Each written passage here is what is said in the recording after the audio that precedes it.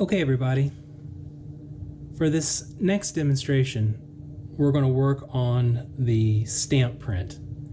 And I'm working a little bit larger than you will be, just so it's easier for you to see what I'm doing in the video.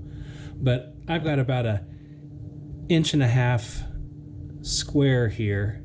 You're going to have one that's closer to 1 inch, and I've got some blocks that you can use.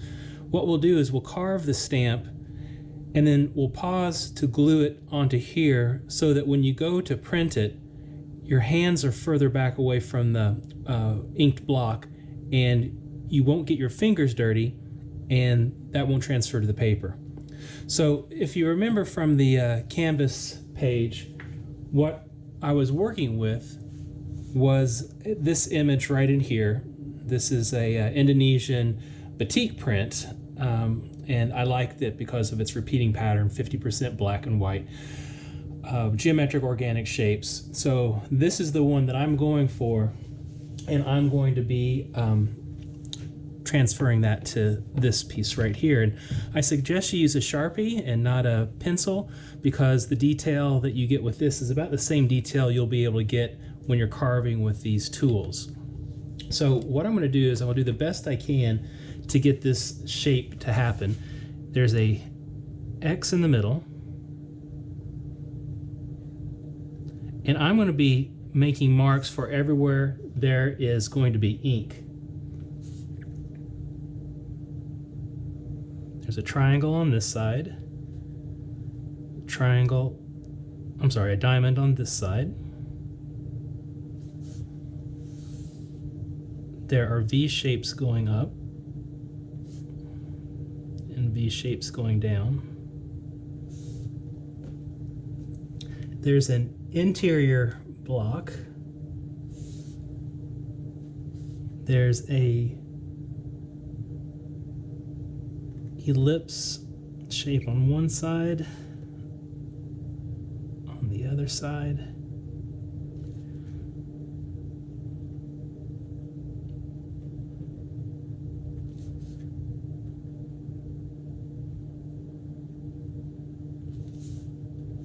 And then there are triangular shapes.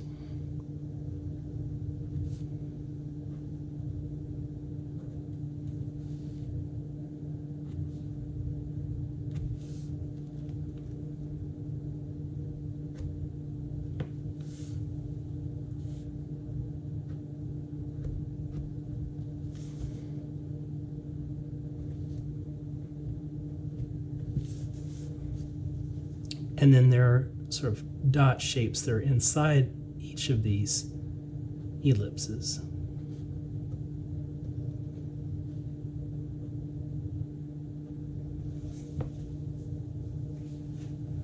And what I'm going to try to do is cut this out so that this is a repeatable pattern that will be able to be made into a larger print.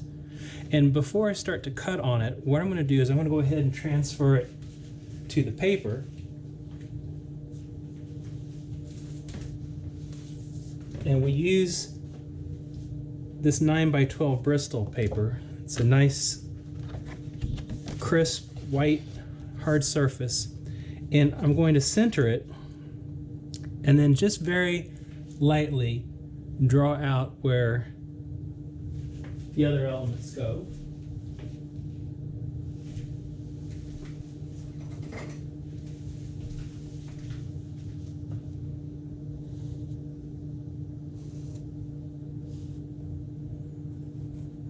So there's the centered one, and I'll just line the next one up to the left.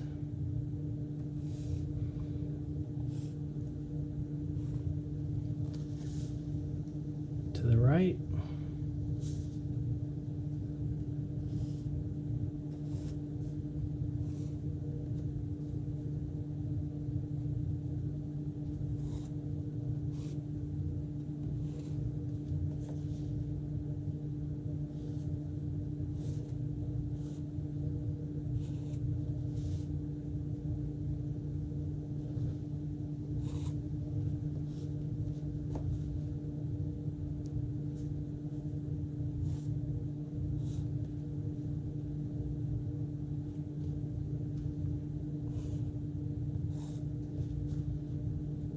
I can save this for later because there'll be ink on it soon and I won't be able to handle it this way to get this grid drawn out.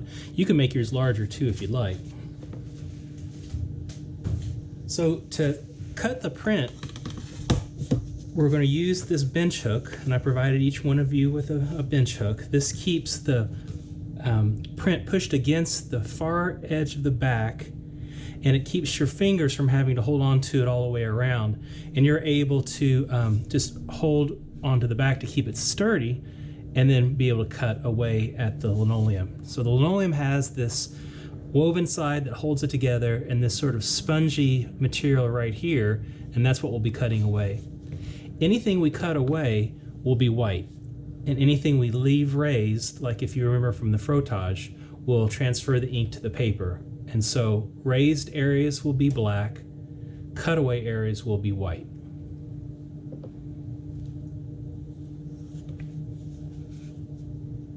So I'm going to first start with this shape right here. And you just go very slowly, it doesn't take a lot of pressure.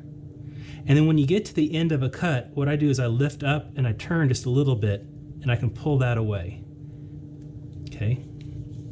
Remember, always keep your fingers back behind your cutting tool.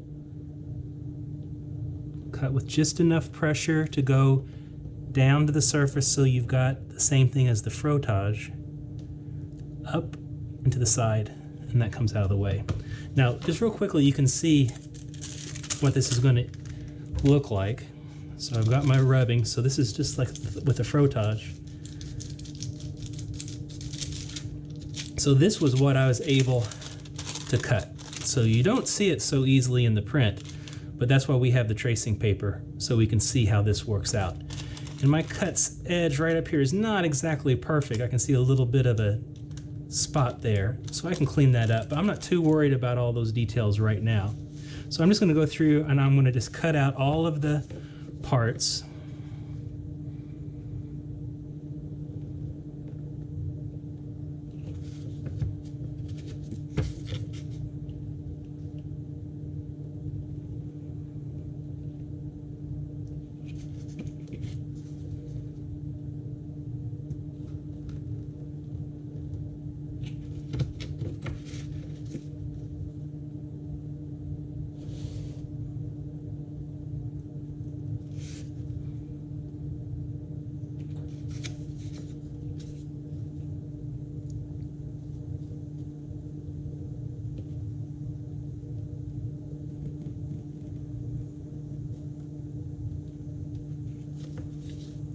So now I have those 4 ellipses cut away. I'm going to cut this triangle shape.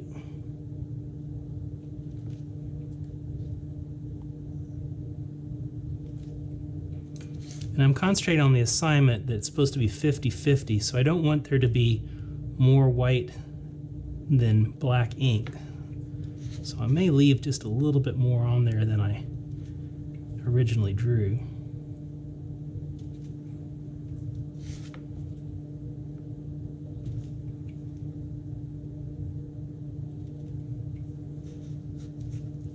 Now I'm going to cut that triangle shape that's on the inside, and I'm going to make 2 marks so I can cut that into a geometric shape and lift that out of there. I don't know if you can see, but what I've done is I cut twice. Now, if your tool doesn't work the way you want it and you'd like to use an X-Acto knife, you can also do that. And so you always cut away from where you're going to be putting the ink so that it's thin on the top and thicker on the bottom. You don't want to cut into the block, you want to cut away from it, and so that'll work too. So if you prefer the X-Acto knife for little details like this,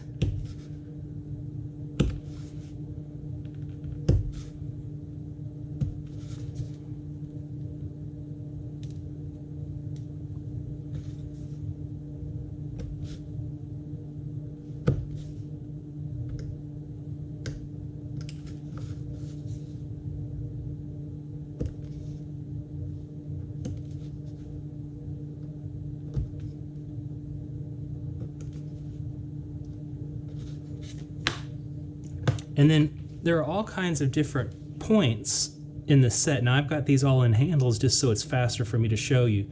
But if you look at their ends, you can see that I've got a deep gouge, I've got a V gouge, and then I've got this tiny point. And you can play with all of those to see what works the best for you. So if I want to see maybe a thinner line for taking out some areas, I can go into this inside area.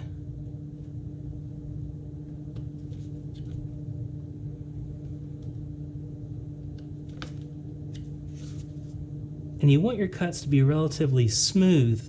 You don't want it to be scratched and crumbly, because it's going to make a jagged line when it's inked up. So you want to make sure you're trying to cut as smoothly as you can.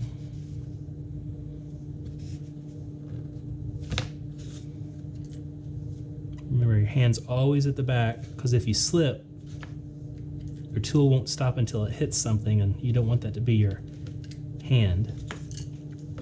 So let's look at what we've got, because it's kind of hard to see from just the...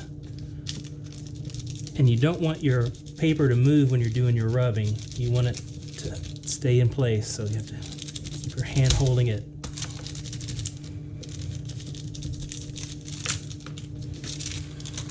So this is what we've got so far.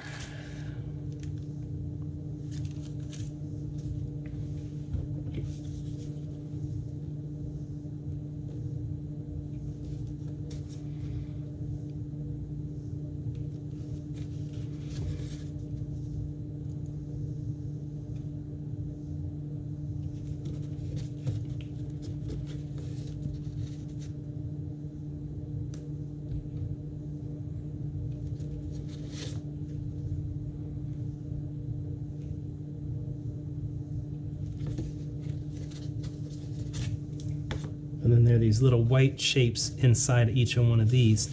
Now here what I do is I just go in just enough and I spin and I go in again and I lift out that little shape, and that's just enough to leave there to be some white space to print. So it's almost pepper flake.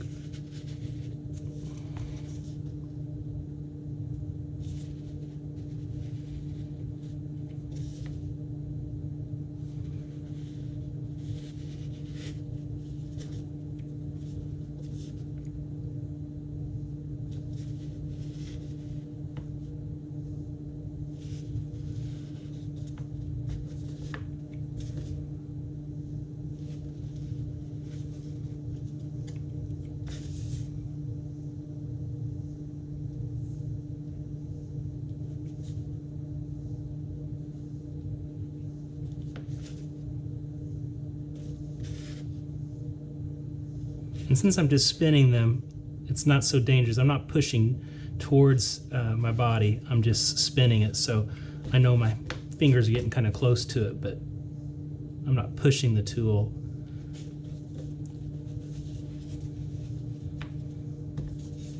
And then this last one right in here.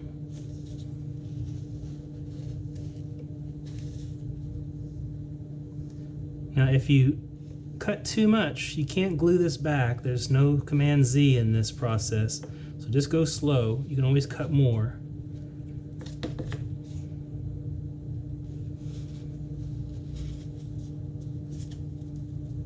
All right. So let's see, we did test our first ellipse, that group right there, and now let's see how it looks.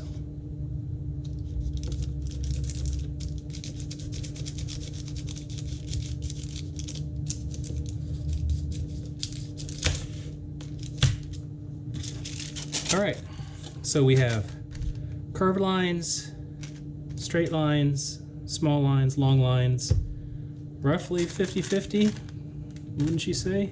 Pretty close. So I think we've got something that we can print.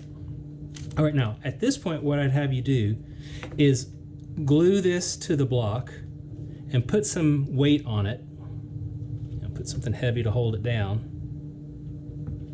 And let it dry overnight, and then you can print the next day.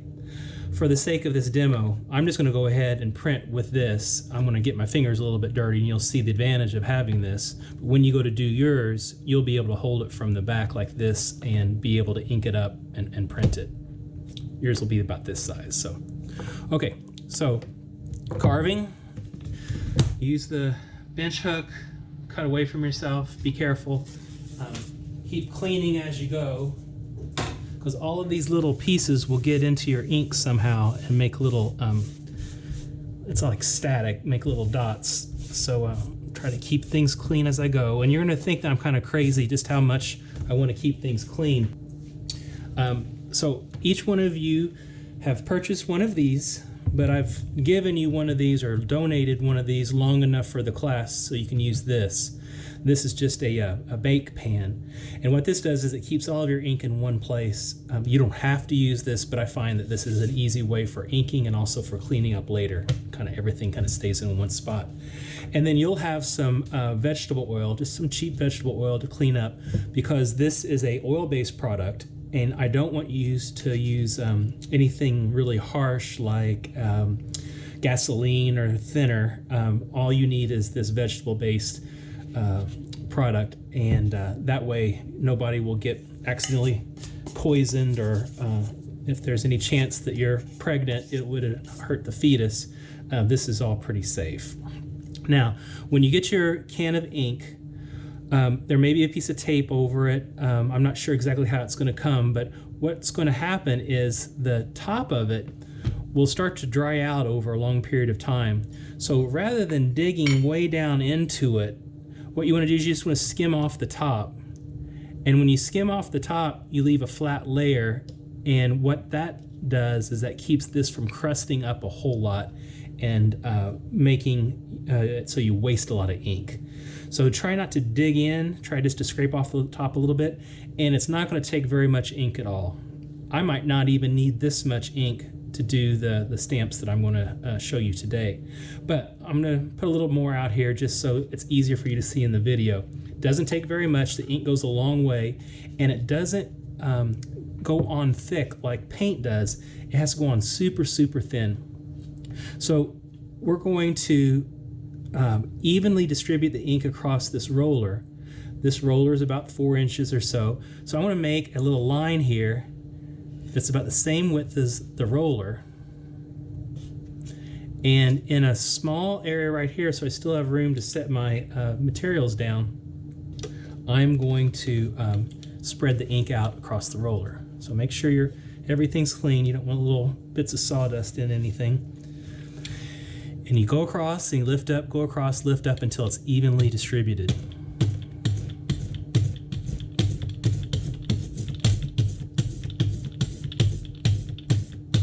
So I don't know if you can tell, but it's still a little bit thicker in some areas, and I can still see some white, or still see the roller here. So you just keep going back and forth until it's as evenly distributed as possible.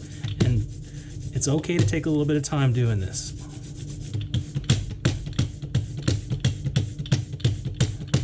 Because once you print it, if it's not a good print, you kind of have to start all over.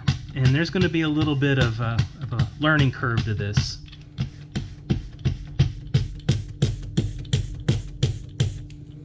All right, now see how black that is? That's pretty good. Okay, now this would be on your block and you'd be able to hold it down like this and be able to ink it up.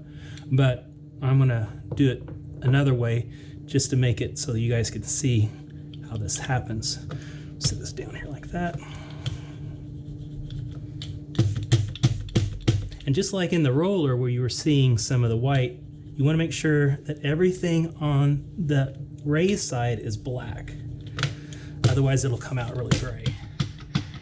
And the tendency to want to put it on thicker, it doesn't help. This is the way you have to make a print. Just real slow like this. The first time you ink it up, it'll take a little bit longer, but then after that, it'll go by faster and faster.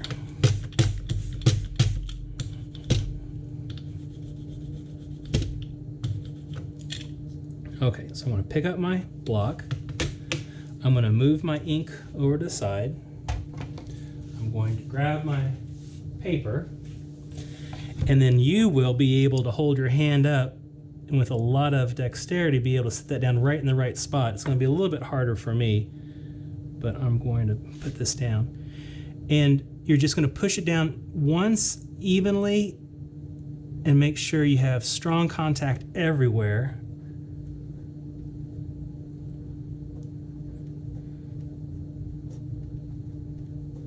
You don't want it to blur or smear or smudge.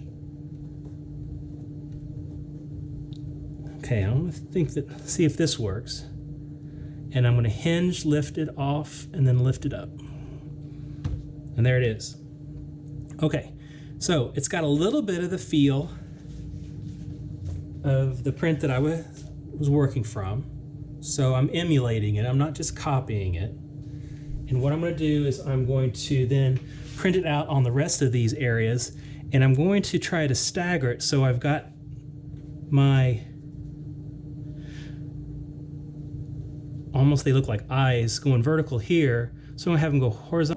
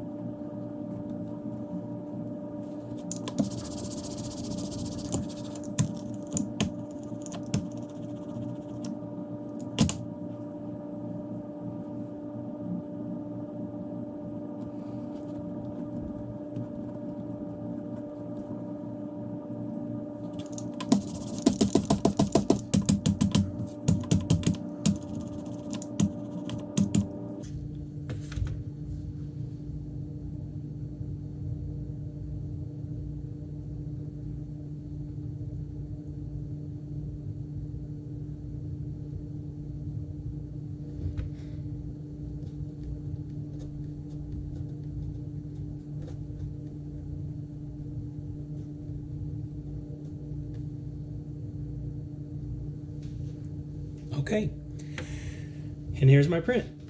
Now you can see I got a little bit of a fingerprint mark up there, and that's bad. That's not good for a print.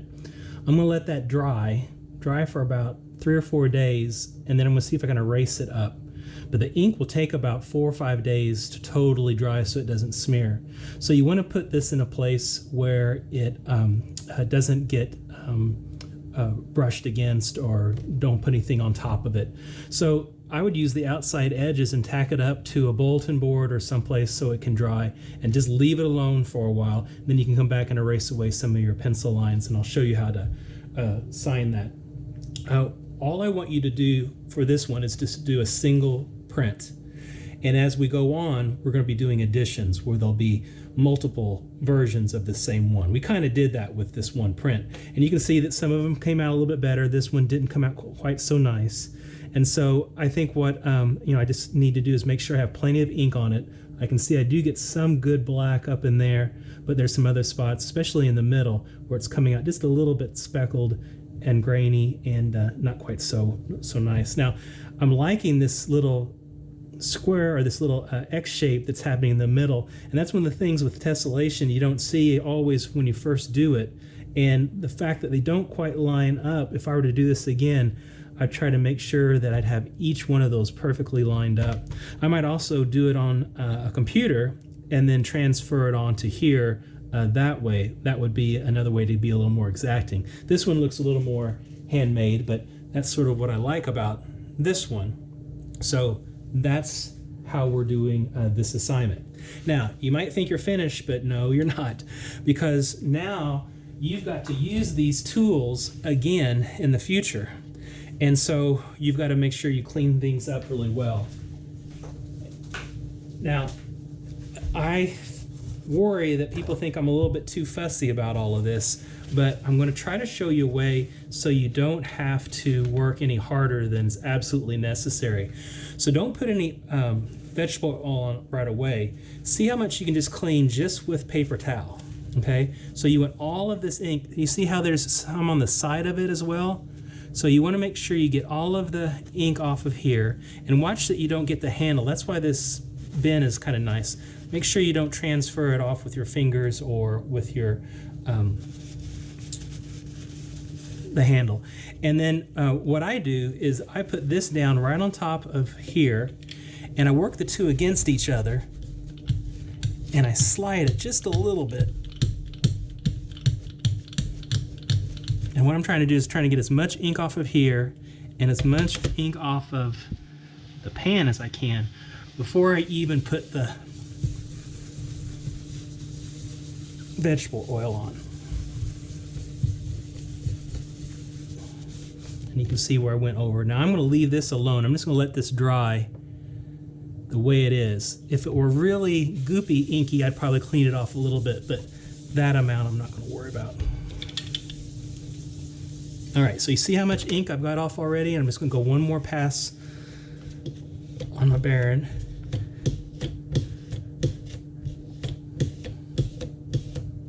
Okay, throw this in the trash. And now I put on the vegetable oil. And it doesn't take very much. And what you do first is you kind of get it worked up, and then you wipe it off. So I'm just loosening the ink first.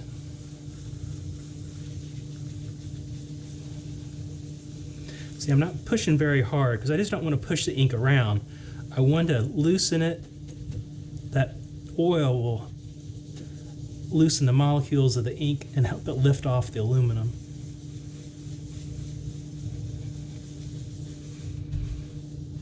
So you don't want this, you know, to get into your apartment or your dorm room or on your clothes.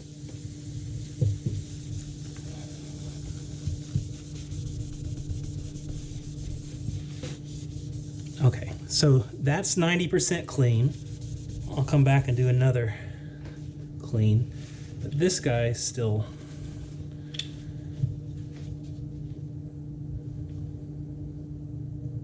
dirty, so I've got to do the same thing with the Baron. And see, if you use really thick ink, it will get up on the handle. So just try to be miserly with it all. I'm going to rub this in with my fingers. If you don't like the ink on your fingers to stain your fingers, make sure you put some hand lotion. Not so much that you stain your paper, but so you don't have a lot of dry skin, because it will stain your dry skin, but it pretty much washes off otherwise. All right, so I'm going to roll it and slide it at the same time.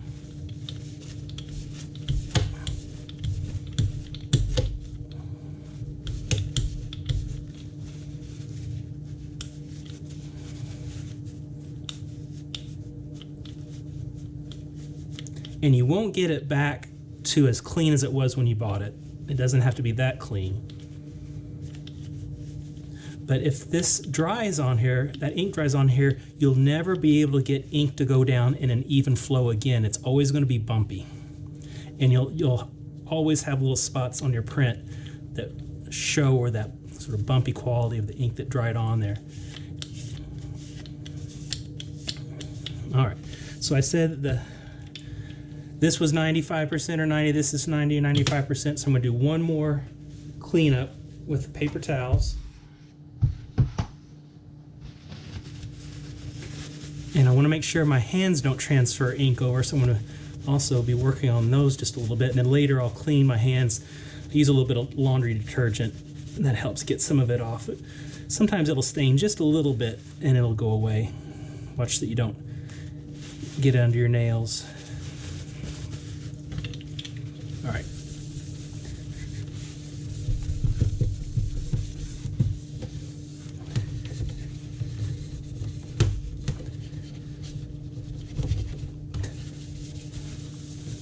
So you can see just how dirty it was. There's still quite a bit on there. And now I'm going to do the same thing here, and then we'll be done. When you store your Baron, this roller, store it on its back, because even as light as it is, the weight of it will make a little indentation on there and it will not transfer the ink evenly. Now I'm getting a lot of paper fuzz on here, and that's also something you don't want to have on there for your next print. So to rinse that off with water is a good thing to do.